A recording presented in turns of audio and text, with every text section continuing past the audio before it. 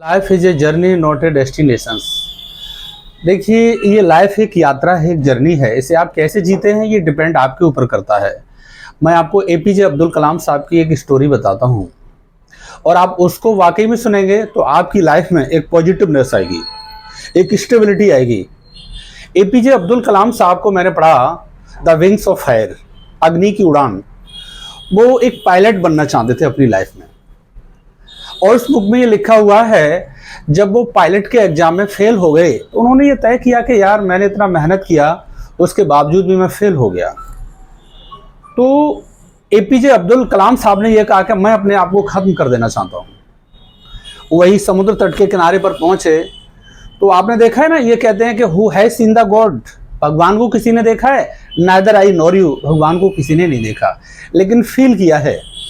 APJ Abdul Kalam साहब वहाँ खड़े थे तो एकाएक एक व्यक्ति आया और बोला, ए बालक यहाँ क्यों खड़ा है? बोले, कुछ नहीं, मैं ऐसे ही आया हूँ। ये एपीजे अब्दुल कलाम साहब ने सही दैट अपने शब्दों में बोला, लेकिन वो व्यक्ति जिद करने लगा और ये कहने लगा कि नहीं, आपको बताना पड़ेगा। तो एपीजे अब्दुल कलाम साहब ने जब जिद करने पर जब इंसिस्ट कर दी तो उन्होंने ये कहा कि मैं अपनी लाइफ में पायलट बनना चाहता था। मेरा सपना था कि मैं एक पायलट बनूं, लेकिन मैं इतना लेबर करने के बावजूद भी फेल हो गया। तो उस व्यक्ति ने कहा कि परेशान होने की आवश्यकता नहीं है, नियति ने कुछ आपको अलग लिखा है, बड़ा लिखा है। आप इसीलिए इस परीक्षा में फेल हुए और आप जाइए दोबारा से तैयारी करिए।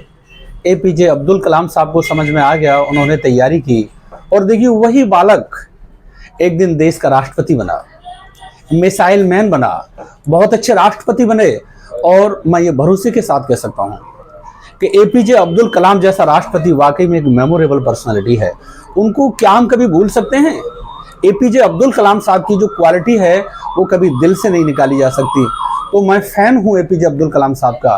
तो आपको कभी परेशान होने की आवश्यकता नहीं है, भगवान सब जगह होता है।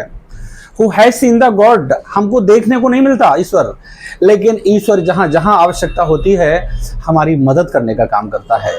That's enough for today.